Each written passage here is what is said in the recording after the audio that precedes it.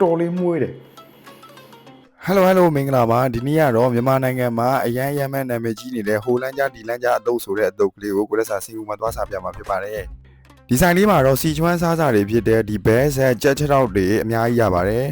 ဒီဟိုလန်းကြားအတုပ်လို့ခေါ်တဲ့စီချွမ်းမာလာအတုပ်စားမယ်ဆိုရင်တော့တရုတ်လိုပြောပြီးတော့မှားသေးရမလို့အောင်ဒီလိုလက်ညှိုးထိုးပြီးတော့မှာလို့ရပါတယ်စားကျင်တာလေးလက်ညှိုးထိုးမှာပြီးပြီဆိုရင်တော့သူကတော့အသားနဲ့အသီးရွက်တွေကိုတက်တက်ချိန်လိုက်ပါတယ်ချိန်ပြီးပြီဆိုရင်တော့ဒါဘယ်လောက်ကျလဲပြပါတယ်ကိုရက်စာကတော့ဒါစီမူ$24ပို့မှာထားပါတယ်အသားတွေဆိုရင်ဒီလိုပါလေးတွေလှီးပေးလိုက်မယ်ပြီးရင်အသီးရွက်တွေထည့်မယ်ဒီထဲမှာပါဝင်တဲ့ပစ္စည်းတွေကိုကိုမစားခြင်းတဲ့ဟာရှိရင်မထည့်ခိုင်းလို့ရပါတယ်အဆက်အနေနဲ့ကတော့ကိုကြိုက်တဲ့ spicy level ထည့်မယ်ဒါသူကတော့ sauce လေးတွေထည့်လိုက်တာဖြစ်ပါတယ်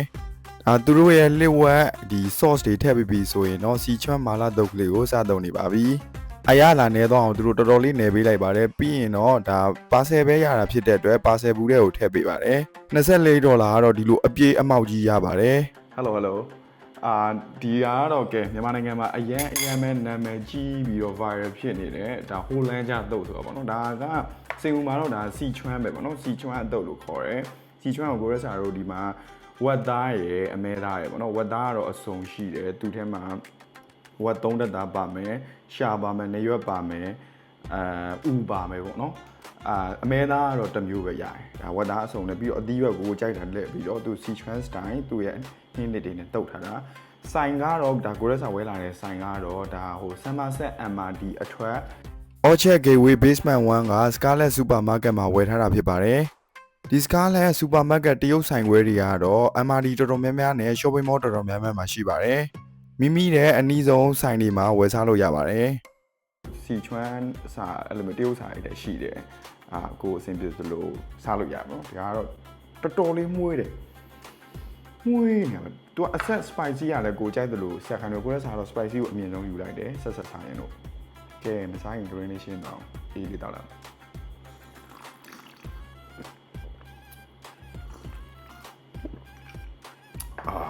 ဒီမှာ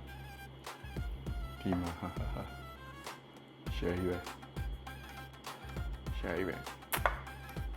ထမင်းလေးနဲ့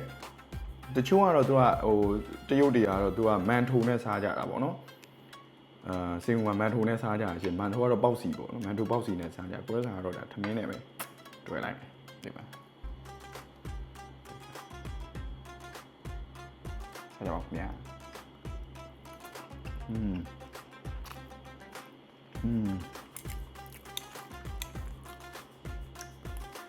အေးရပါလေမွေးပြီးတော့တော်လေးစားကောင်းတယ်သူ spicy ကိုဒါအမြင်ဆုံးယူထားတာကိုယ်တွေကအရင်ကြီးတော့ spicy မဟုတ်ဘူးဒါစားလို့ရတဲ့အထက်မှာပါတယ်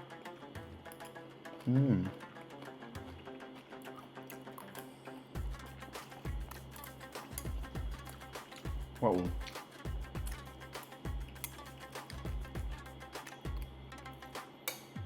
ကြားပဲ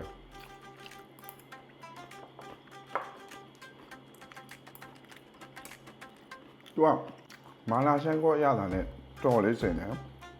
ပေမဲ့မာလာရှန်ကောတွေပိုးပြီးတော့စားလို့ကောင်းတယ်တော်လေးစားကောင်းသုံးတဲ့သားရယ်ရှာရယ်